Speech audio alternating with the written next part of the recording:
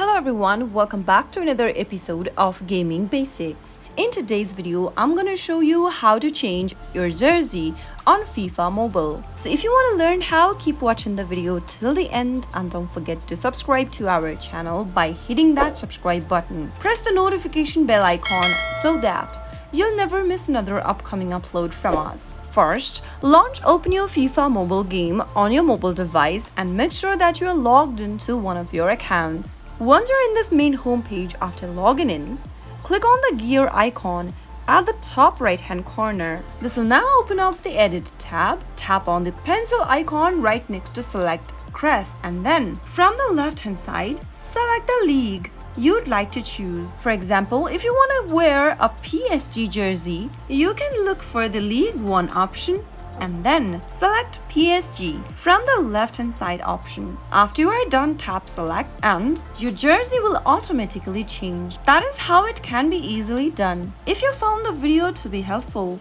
go ahead and give us a thumbs up. I'll soon be back with more videos like this. Thank you for watching.